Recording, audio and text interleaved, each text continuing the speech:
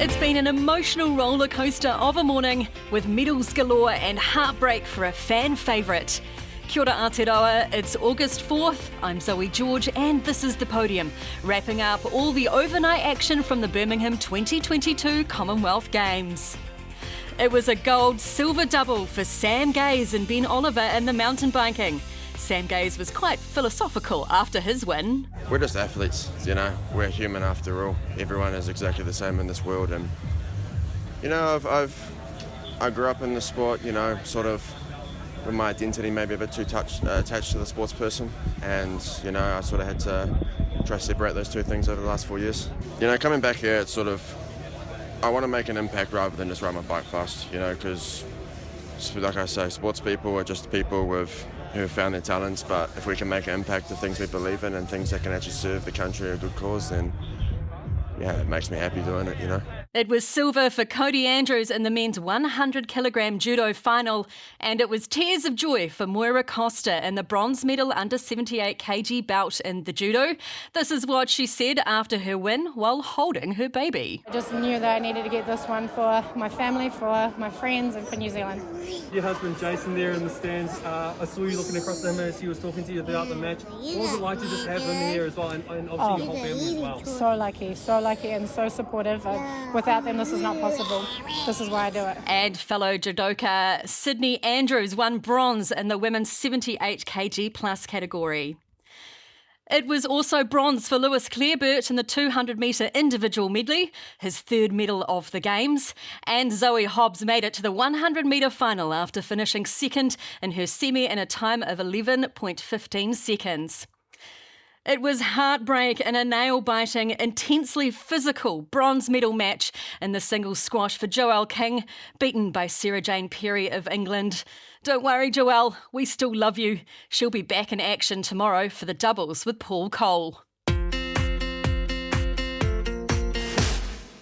Reporter Ian Anderson was at the mountain biking. Fantastic results for the Kiwis. Yeah, 1-2 finish for New Zealand with Sam Gaze first and Ben Oliver second.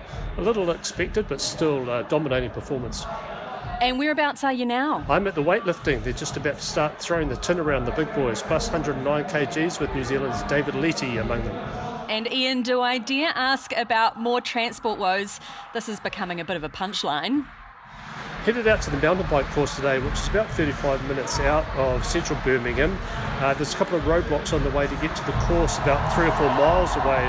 But my Uber driver Dinesh told the officials who are manning those roadblocks that I was with someone who is with the New Zealand Commonwealth Games team. So I got through both sets of cones and got there. But an Uber drive on the way back took us 3 hours from the time it was booked to get to the weightlifting. Oh, no. And how about you, reporter Rob Van Royen? No transport woes for you? No, thank goodness for that too. I finally struck a good day here. Believe it or not, I got the bus to Alexander Stadium for the athletics, and it was due to leave at 3:44, and it left on the money 3:44. Could not believe it. We understand there's an update about the Raging Bull from the opening ceremony. Tell us more. Yeah, there is. The officials have come out and apologised to the family members of the victims, the 21 who were killed in that 74 terrorist attack, the pub bombings. Because let's recap just briefly. The names were on the bull at the opening ceremony, and the victims, their family members had no idea what was going on. So there was a bit of outrage earlier this week about that.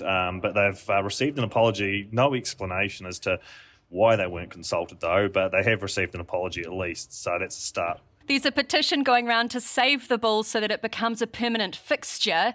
The artist said it wasn't designed to last for a long time. So where are things with that? Yeah, there's no word if it's going to stay or not. But I mean, the public, they just love this Raging Bull. They want it to stay.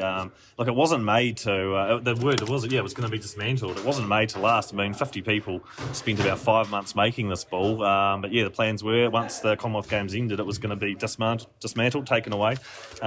Yeah, no word yet on that. Obviously, they need to find a bit of funding, as last I heard, if they're going to be able to keep it. There's people also want it to go on a bit of a tour, but look, it's not easy to move around. So, yeah, we'll see what happens there. And you're at the athletics today. Where are you off to tomorrow? I'll be back at the athletics tomorrow. Plenty more coming up, including the hammer with Julia Ratcliffe, Lauren Bruce and Nicole Bradley, Sam Tanner in the 1500 metres qualification, and Connor Bell's also got the final of the discus. He qualified for that yesterday. So, yeah, plenty happening at track and field right through for the rest of the week.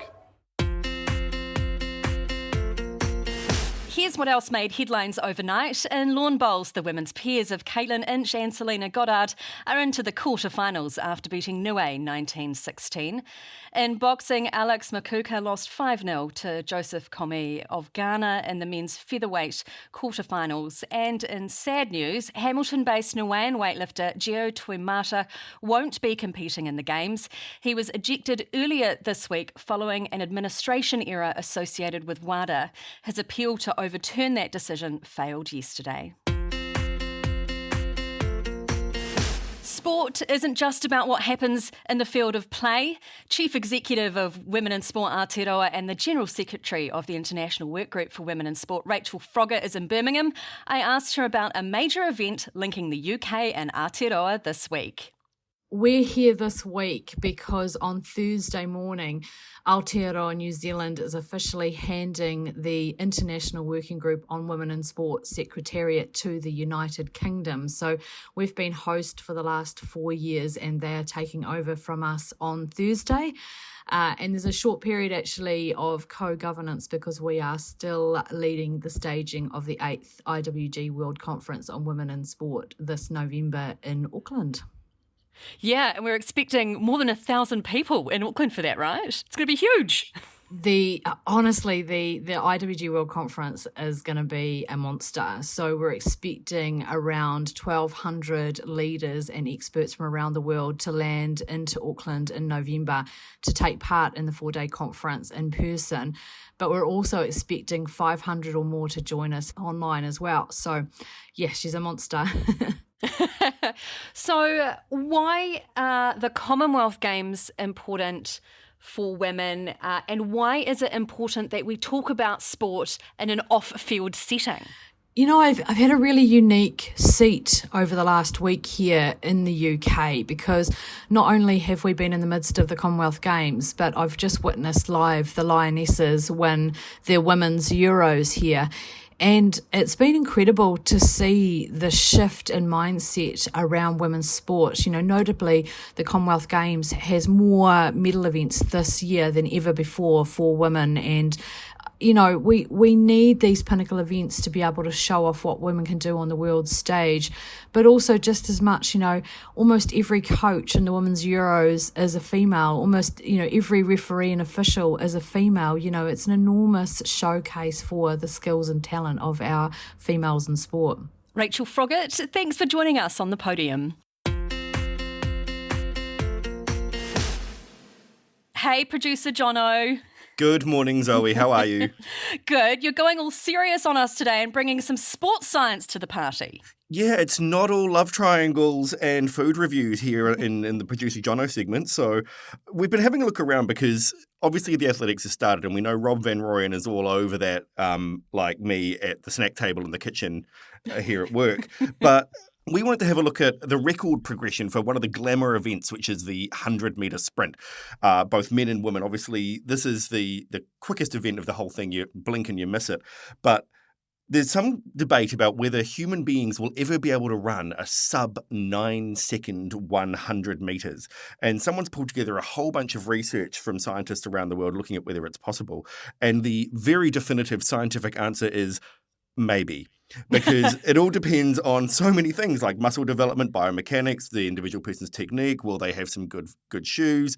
Will tracks evolve so people can actually run faster on a specific surface? So Usain Bolt currently holds the men's world record of 9.58 seconds, which again is probably about at the same speed that I get to the snack table in the kitchen at.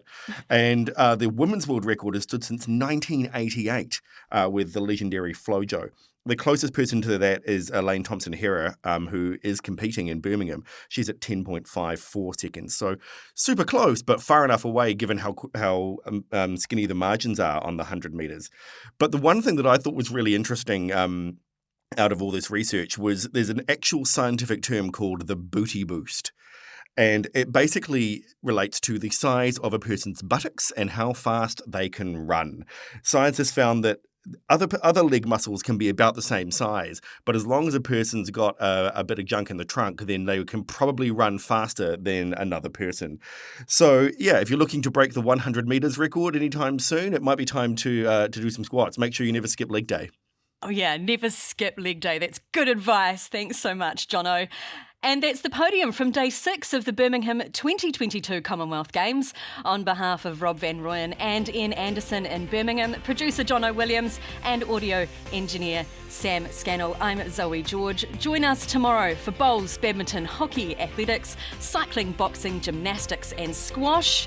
Remember, you can find all the latest games action online at stuff.co.nz. And if you liked this podcast, check out more fabulous Stuff podcasts at stuff.co.nz/podcasts or wherever you get your podcasts from. Ngā mihi, go well.